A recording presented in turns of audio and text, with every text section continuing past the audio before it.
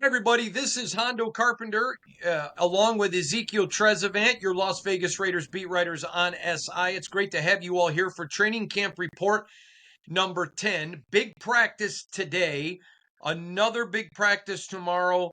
Then Wednesday, the team gets ready to travel up to Seattle for what's going to be a very important and big game. I'm very much looking forward to being up. I'm looking forward to being up to Seattle for the seafood, and then looking forward to being to Seattle for what I think is going to be some really good football with it, because there's a lot of positions up. First time we've had a chance to talk to you since the scrimmage at Allegiant. We talked to you right afterwards. We got a lot there to cover. Zeke, going to get your perspective today. Uh, First, four guys spoke, and let's just get your thoughts, analysis, and insight. Tommy, by the way, we have learned it's Mellet. It's not Malott. We've heard some call him Mellet, some call him Malott. Actually, had somebody reach out to us who knows him that said it's Mellet, so we're going to go with Mellet. But he spoke today. He's a young man about business, and what a lot of people need to understand is the jump from FCS to NFL is enormous. Um, I heard it put this way, and I talked with someone last week, an NFL executive, and they said the jump from FCS to NFL is bigger than high school to college. Now, he said the jump from Big Ten, ACC, SEC, those type conferences, the Division I conferences, they said it's big, about the same as high school to college, but FCF is even bigger. And so when we talk about some of these guys, like him and Cam Miller, we're going to talk about them both today. High expectations. Coming in, thought both would make the 53-man. I know they really like him in a Julian Edelman role, but we said that's a huge jump, and he's changing positions. So when we said he had yet to flash, give the kid some grace. It's just such a jump from FCS to a roster spot that you really expected him to do something. I think Seattle's going to be big for Tommy, and the San Francisco game, and the last one of course as well, and I mean Arizona and San Francisco. But give us your thoughts of what you thought when Tommy spoke today, Zeke. I felt like Tommy was locked in. You can tell just by when you were asking the questions, it was almost like he was going through his head. It was almost like he was thinking about plays while we were talking to him about, asking the questions that we were asking. You can just look in his eyes and tell, like I told you, Hondo, all he thinks about is ball. That's all he thinks about. I found it very interesting that he has a lot of things in common with a couple different people. He mentioned Jacoby in terms of switching positions. Now it's a little bit different. Jacoby switched positions in college, but there's some similarities there between him and other guys. So just kind of hearing him talk about how he's learned from the veterans who have experienced similar things to him was great. Him and Cam both kind of alluded to how big of a difference things are in terms of the NFL. And when you hear those guys tell you how big of a difference it is, it kind of hits home in terms of how big the playbook is, how much more extensive the playbook is from where they were to where they're going. So interesting all around. I know Tommy's looking forward to the game, obviously here against Seattle. He mentioned his family's going to be there, so I know it's going to be huge for him for a lot of different reasons. So excited to see what he can do. And then let's go to Cam, who spoke today as well. Now, again, making the jump from FCS, still at the same position, Mhm. but I don't care what anyone says. It's just very, very difficult to do. Most guys jumping from FCS at quarterback would get the opportunity to go on a practice squad, but there were so many people that liked him, including Raiders owner Tom Brady, that I think it may be hard if he shines in these preseason games to hide him on the practice squad. But your thoughts on him speaking today? Yeah, again, another guy that I liked. He could speak well, speak clearly, speak his mind. Very, very insightful. And again, he definitely alluded to the differences. I think one thing about him is just he has that chance to kind of just go show it, right? He can prove it. He just needs to make the most out of his opportunities. You can just tell he was a focused individual as well, and he's just trying to make the best out of every opportunity that he gets.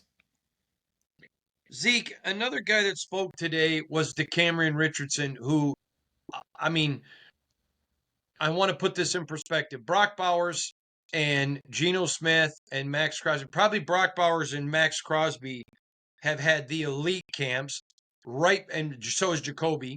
Right behind them, though, is Geno. So when I say had the best camp, I just think where 24 ended and where he's at today has to be DCAM in that conversation. What was your thoughts on DCAM? You're seeing the elevation. You're kind of seeing him kind of, I don't want to say necessarily moving up the depth chart, but you definitely see him inching up that depth chart. And they're probably going to have to depend on him. So what I noticed from D Camp today was an intensity from him that I'm not sure I had quite seen. And I think that intensity is there because the confidence is there.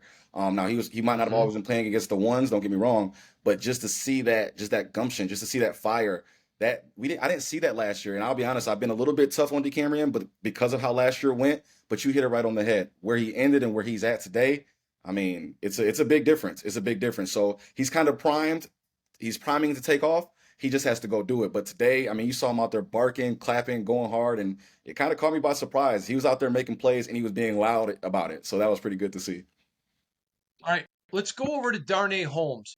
This is a vet and a guy at a position. There's room to make a move here. I'd love your thoughts on Darnay Holmes. The one thing I picked up on Darnay is his poise. And he's always had it, don't get me wrong, but just poise when he was speaking, so you know it's going to translate onto the field. But the biggest thing that stuck out to me about Darnay is that he very blatantly said, hey, at the cornerback room, we know what is being said about us. We heard what's being said about us, and that's motivation. A lot of times, if you're a part of that unit that gets talked about as the weak link, you don't want to reference the fact that you're being talked about as the weak link. He attacked that head on, and I think the group is as well. So I'll also say this about practice in general, specifically about the cornerbacks. These guys are playing to their strengths, right? They know their weaknesses and they're playing to their strengths, i.e., hey, I might not be able to intercept the ball, but I can get that receiver to run out of bounds, or I can break up that pass, or they're using different things to their advantage because they don't necessarily have all the physical strength. So I think the cornerback room, they know their weaknesses, they know their strengths, and everybody's helping them play towards their strengths. All right, let's talk a little bit about practice. There was a big interception by Geno Smith in the end zone, picked off by Eric Stokes. Break it down for us. Yeah, it wasn't good. I can't sugarcoat it. It wasn't pretty. I think everyone that saw it would point that out. But as bad as it was, I think it was more of the pressure that was around Gino. Because had it been live, I think it would have been a sack. Honestly, if I'm not mistaken, it would have been a sack. So it wouldn't have had, or he would have had to throw it away, right? One of the two. But I think that was part of what played into the interception is that the pass came out delayed and there was some pressure. And I think there was just big bodies in front of Gino because I think that might have been the worst that we've seen. So I think there's a lot more going into it, why that happened. But even aside from that, let's give Stokes some credit. Stokes was on the receiver like glue. I mean, so it goes both ways. It wasn't necessarily all just a bad throw. It was some pretty darn good defense out there too. Let's talk about Stokes for a minute. I've been very impressed with his camp. We talked a lot about him before camp that he needed to be the guy he was as a rookie. Yeah. In defense of him, he was injured, Yes. but he looks back. He looks healthy to me. And again, I had a little bit higher expectations of him than I did DCAM. Not that I said I thought DCAM had a good rookie year, but it was still going into his second year. It wasn't like it was a money year. And so what DCAM has done to me has been greater, but I think Stokes is right behind him. If you're voting for guys with some of the best camps, I think Stokes has been outstanding. Stokes, his coverage is there, man. The hands might be a little iffy, but obviously that's why he's playing defense. But in terms of the covering the guy, I I'll be honest with you. Every time I watch him in a rep, I'm looking for the chinks in his armor. I'm trying to see where he might falter. And every time, man, he's usually running step by step. Now, one thing he can work on, and he's been working on it with Trey Tucker, is kind of the quick stop and goes. Right, if he's running in a straight line, if he's just got to turn and run, you can feel confident in Stokes and to turn and run with the receiver. But once Trey kind of gets that breaking down, cuts it, that's when it can get a little iffy for him. But again, it's training camp. In terms of what we've seen so far, I have been impressed with him because he had a lot of question marks around him. Not that he was a bad player, but we just did not know. And day by day, we're seeing more that he can do it. So let's go back to Gino though, because it would be unfair to talk about one bad throw. He had some big touches, some touchdowns. Gino was on the money again today, man. And He's on point. I don't know how else to say it. The accuracy is there, especially when you could compare it to the last 2 seasons of Raiders quarterbacks. The accuracy is there. And if I had to put a range on it, it was 95 to 99% good to great for Geno today. Probably closer to great, especially for this early in the training camp. So yeah, they're still working out the kinks. That's one thing I did notice is that they're still working on that timing. There were times in the individual drills where had they been a little bit on point, a little bit more on point with the timing, Geno would have had another 2-3 touchdowns to Trey Tucker alone because Trey Tucker was there. He was open. They just missed a little bit. And those were early passes in the drill, right? So I think had Geno got a little bit more warmed up, those might have been touchdowns. He left some TDs out there today in individuals and touchdown and team today. So there's more to be done. The timing still needs to be worked on, but you can see the vision. One thing that I've noticed about Geno, and I'd really love your thoughts on it, especially, early in camp, and I noticed it again on Saturday. I don't know if you saw it today, but obviously you were there in the building today, but that one of the things that has stood out to me is he's putting the ball in a lot of places where it can't be intercepted. And what I really respect about that is, hey, maybe sometimes in Geno's past you would have seen him try to make that throw, Right. and now it's not. I'm going to put it in one spot. If the guy doesn't get it, I still have downs to play with here. It's the maturation of Geno Smith has impressed me. How about you? Yeah, and again, you have to remember where you came from to kind of remember to know where you're going, right? And that was a killer issue for quarterbacks for the Raiders the last 2 seasons. Is hey, instead of just throwing it away, you're throwing the back-breaking interception, the interception that breaks the game open, right, for the other team. Geno's not going to do that. Now there's some times where there've been lucky tips and things that just are unlucky that goes against them that has landed interception to the defense. But overall, Geno's not really throwing a whole lot of interceptions out there. And it's funny you say that, Hondo, because me and somebody else was actually talking about that exact issue, specifically when throwing to Dante Thornton. He's either throwing it to where Dante at 6'5" can get it, or nobody can get it, right? And a lot of times Dante's coming down with it whenever he's throwing those high balls. So impressed by that. Sometimes you just got to live to make it to the next down. And I think that's what Geno's going to be able to get them to do, whether it's throwing it away or obviously moving the ball down the field.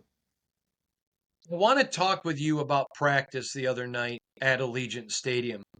About an hour before, maybe 45 minutes before, the crowd was very light. Mm-hmm. But 18,000 people came out. I thought it was a really good crowd. I was very impressed with how loud they were. Yeah. I thought it was a great crowd. And think about this. It's noon on a Saturday in Vegas. Noon on a Saturday in Vegas. And you got 18,000 people to show up for a glorified practice. That was a big deal to me. I was extremely impressed with Raider Nation. Huge. And obviously, and I think it's kind of par for the course, especially in a city like Las Vegas, where when you first open the doors, if it was a real game, the first quarter, people are still trickling in, right? You got a pregame. It is what it is, right? It's football. That's what we're here for. But in terms of how it turned out, I mean, you looked around that lower bowl and it filled up pretty nicely, like you said, for a Saturday, practice at noon. And for those of you who don't understand, Saturday at noon in Las Vegas, most people are recovering from the night before. So the fact that they came out and still showed that support to the Raiders, I think it's exciting, right? I think there's reason for fans to be excited. I think there's reason for the team to be excited about the fans still being involved, and everybody's ready to move ahead to a new season. So 5 things I want to ask you about that we took away from the scrimmage. We didn't really get a chance to talk about it. We were talking about other things. But 5 things that really stood out to me. Number 1 is the organization of this coaching staff. You saw last year with Antonio Pierce. I want to phrase this properly. I want to go back to my first comment. From Pete all the way down, the organization stood out stellar. You saw last year with Antonio Pierce, some of the coaches I thought were organized, some of them were not. I think it led to some frustration. You and I talked last year. There were times it just seemed like practice was at a standstill. That has not been the case this year. But point number 1 that stood out to me was to go over and get that first game in Allegiant. It was just like all of camp. It was stellar.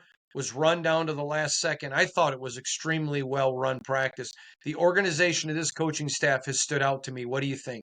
I think that's the case, and I think it translates down even through the roster, right? Even down to the who's first, who's second, who's third string. I think they have it. They have a system, I think that was clear to see, even to the logistics of how practices ran. Right, that starts with the coaching staff. That starts with the higher ups. You can see it permeate through the entire program that they have. So that definitely stuck out to me, and it sticks out really every day in practice. Right, that they know what they're doing. They have a plan in mind, and they're sticking to it. I think it screams experience from the coaching staff. All right. I can't imagine. Now, it doesn't mean it can't happen, but it's hard for me to imagine JPJ not being one of the top three interior linemen on this team. I, I think Jordan's great. So, I mean, I think he's great. I think Dylan, everyone knows what I think of Dylan, and I love Kappa. I think Kappa has had a very good camp, better than I expected him to have. So, but do you see a scenario where coming out in New England, first drive, JPJ is not on that field? Let's assume everybody's healthy. Do you see a scenario in which JPJ is not on the field? I do not. Yeah. I don't. JPJ, like he's going to be somewhere, right? I personally, I thought it was a foregone conclusion. Right now, that's where the versatility comes in, right? He might be at center, he might be a guard. They might play with that a little bit, but I think there's like, how do you go out week one and JPJ is not starting? I just don't know. I don't see that happening. So he's got the talent, he's got the mind for the game, he's got the mind for the position, and he knows what the other team is trying to do, right? So I just don't see it happening where they run out into the field first play of the season for the offense and he's not out there. I can't imagine that. I can't either. Now, let me ask you though, do you see a Parham stays at the left, JPG at right, Meredith at center? How do you think? And I there's a long time. I'm asking you what you think. I think that's what it's going to end up being. Just from what we've seen, right? That's what we're seeing. I mean, that's what they're showing us. And more times than not, when you look at the starting line that's running out there in practice, that's what it is. However, I also think that they were already so prepared to have JPJ at center because that's kind of how he entered the offseason was as the starting center, focusing only on center. I think because he was already preparing for that, that he's still prepared to do it if need be. However, if you're talking about the starting line, what they're doing week one, I think it's pretty par for the course what they're going to do with Colton, Parham, Meredith, JPJ, and then Glaze. You remember there was a video out there when Ashton came into the building and JPJ walks up and says, "Hi, I'm your center." I'm Do you your remember center. that Yeah, video? yes, And I sir. called you Uh-huh. and I told you I got a text from somebody sending me that video that said, "What if he's a guard?" And it was somebody with the team. That's all I'm going to say. Yeah, Remember me calling and I told you about that, and you and I were yeah. laughing like, Yeah, but "Wow." it's a positive. It's a positive. Obviously you see Kappa's, fall to the back a little bit, but I think he's a great depth piece. But I just think that the move that they're doing with Meredith and they're putting JPJ over on the right side, I think that just speaks to JPJ's versatility and their confidence in Meredith as well. So I think it's more so that than anything else. All right, third thing that stood out to me at the scrimmage that I thought was fascinating to me was watching the way the players interacted with the fans. This has been a very high emotional camp. The players have been jacked up through the roof every practice. We've talked about the Pete Carroll culture. But what I thought was fascinating was it even just went up another notch. And after the game, watching players run around and run around and grab people's hands and take it was a party atmosphere. I'd love your thoughts on that. Yeah, everybody at home, Hondo and I have not talked about this yet, but I will tell you when we walked on the field and those guys, I couldn't believe my eyes. I'm not gonna lie to you. And there got to a point where I just started recording because I had not seen anything like that. I haven't. I know you've been doing this a lot longer than me. I just hadn't seen it to where the players were ripping and running all over in terms of I had just never seen it. It was unique, and I think that speaks to where they're trying to get this, the team and the organization with the fans, right? And I think this is the first step, right? You have that open practice, you let everybody in, you let them stay a little bit late, the players interact, and then the regular season comes, and you got to go win. That's what's going to get the home team with you. That's what's going to create that home field advantage. Is you got to go win. It's Raider Nation. If those guys go do it on the field, the Allegiant's going to be filled with Raider fans every home game. So this is the start, right? Kind of making the players more accessible, and then you got to go win. Fourth thing that stood out to me was the attention to detail. And follow me for a moment. Tom McMahon is an exceptional. He's one of the top two special teams coaches.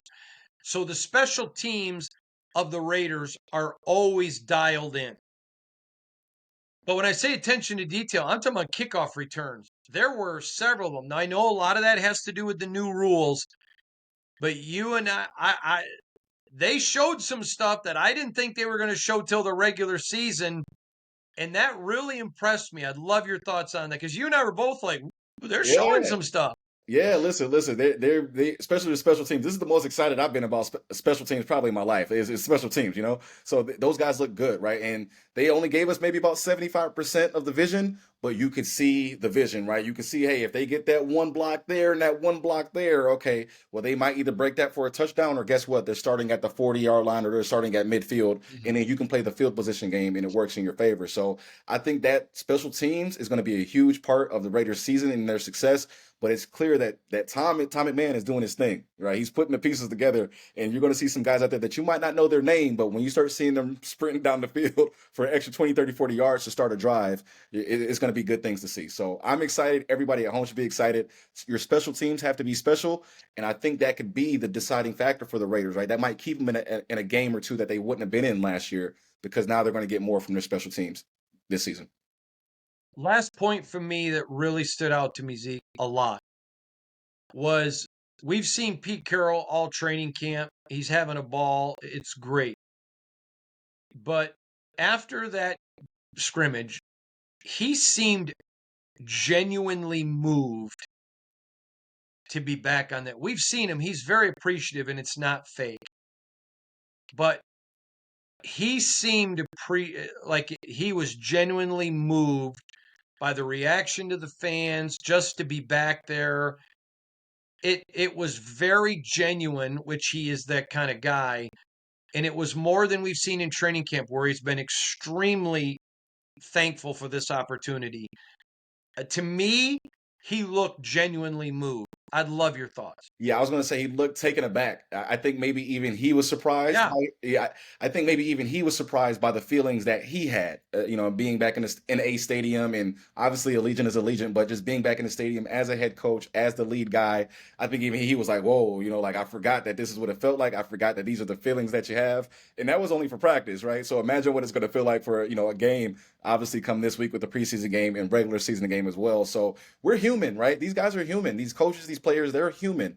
They have feelings just like the next person does. And when you do something as long as Pete Carroll has coached, and then you take a year off, it's a little. And then one more thing, right? You're not just taking a year off. A year off in the NFL is completely different than a year off in any other profession, right? So the game is continuing to evolve. And I think when he walked out and he heard the fans and he saw the lights, and I think Pete I think he got a little emotional on the inside, right? And I think that speaks to how much he loves this. It's his passion. And if anybody's ever put their passion down and then got back to it, we know that feeling and when we're back in the middle of our passion. By the way, Zeke, you can do it. Put your back into it. Hey, guys, that's Hondo's favorite song right there by Ice Cube. He loves that song, guys. I love that song. I didn't even know who sang it. Yes, Ice Cube, and it's still biggest Raiders fan out there, right? He's got to be one of the biggest Raiders fans is Ice Cube, so it only makes sense. Zeke, I got to tell you people something. He is my official pop culture interpreter. Yes, doing what I can. I've got a lot to learn myself because there's a lot of things I don't know, but I know a little bit here and there, and I try to keep Hondo up and going with it. But listen, Hondo also knows some songs that I don't know, and he knows a lot of songs that I didn't think he would know. So it's funny. Yeah, but the songs that I know you don't are like Boston, Clarence Clearwater Revival, Leonard Skinner, Jim Croce, and then you're over here. You can do it. Put your back into it. Yes, sir. You know how it goes. Zeke will be back with me tomorrow. And then, of course, we're going to have a very special podcast on Wednesday. Then right after the game on Thursday, we'll have the complete recap from there. We got a lot coming at you. Remember, you can find Zeke on X. Where at, Zeke? Easy, TREZ _SI. And then you can find me on Threads and IG at Hondo SR, on X, formerly known as Twitter, at Hondo Carpenter, and always SI.com/NFL/Raiders. That is your best Raider coverage anywhere, 100% free. We'll see you there. See you soon.